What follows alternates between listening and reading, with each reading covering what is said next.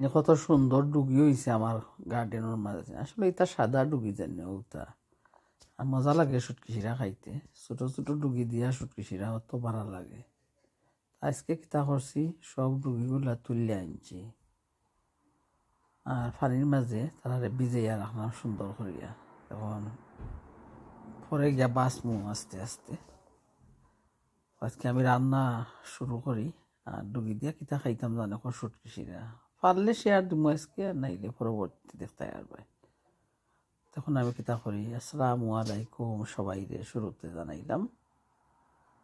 আর দোয়া করি সবাই ভালো থাকতা, আল্লাহ ভালো রাখতা, হেফাজতে রাখতা। বিসমিল্লাহির রহমানির রহিম। একটা কড়াইয়ের মাঝে দিয়া দিলাম অল্প পরিমাণ কিছু তেল, হয়তো 1 চামচ তেল হইতে পারে, বড় চামচে। তেল গরম হওয়ার সাথে সাথে কি করলাম, কাটতে রাখছিলাম একটা পেঁয়াজ, তো পেঁয়াজটা ধুইয়া দিয়া দিছি। তারপরে দিয়া দিলাম অল্প পরিমাণ কিছু লবণ।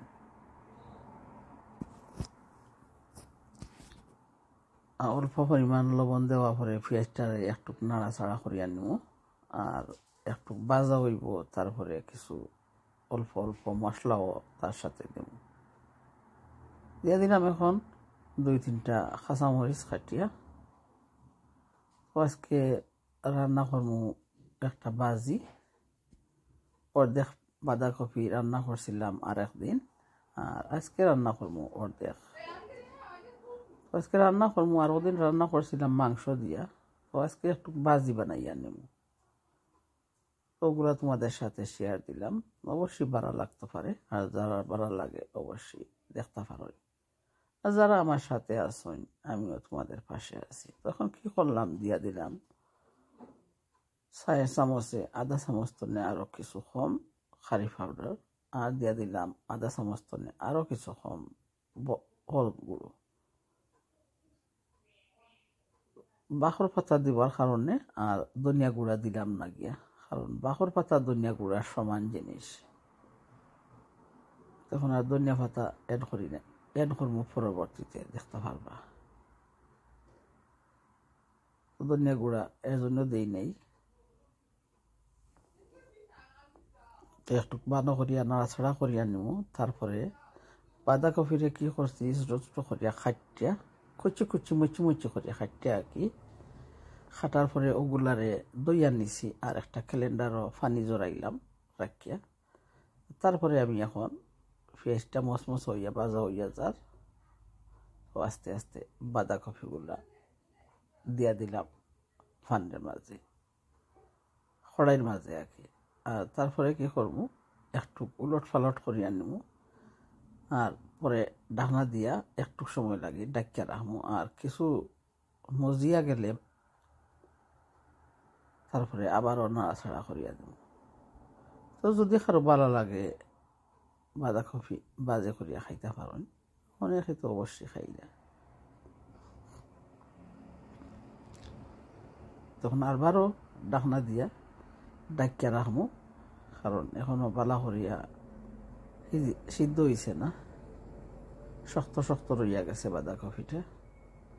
এত শক্ত রইলেও খাইতে স্বাদ লাগবো না, কিছু তো বয়েল হওয়া দরকার গিয়া, মসজিদ হইব কিছু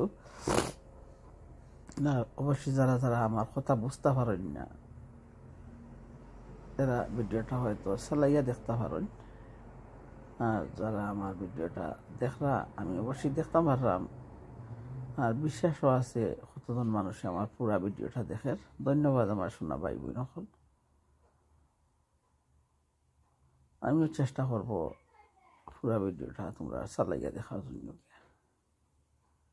এত লম্বা লম্বা কমেন্ট আমার পক্ষে করা আর কারো ভিডিওতে সময় দিয়া তুলে পারলাম না।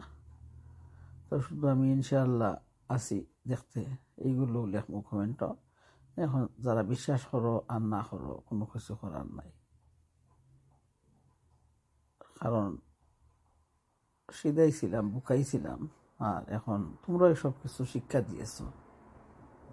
এই যে আমার ভাই বোন সকল কত সুন্দর তারা মাতে, কিন্তু তারার ভিতরেই দেখছি শয়তানি। তারার কাছ থেকে অনেক শিক্ষা পাই গেছি। ধন্যবাদ যারা পাশে থেকে দেখায়। কত সুন্দর একটা ভাজি করিয়া নিলাম, বাঁধাকপি বাখর পাতাও দিয়া দিলাম। এখন আস্তে আস্তে চুলার গ্যাসটা বন্ধ করিয়া নিব। হইয়া গেছে আমার মশমশা বাঁধাকপি ভাজি।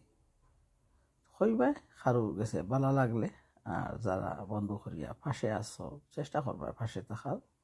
আমিও চেষ্টা করব সময় মতো সময় করে তোমাদের ভিডিও দেখার। তো আজকের মতন বিদায় নিলাম। আল্লাহ হাফেজ, আসসালামু আলাইকুম। কথার মাঝে ভুল হইলে ক্ষমা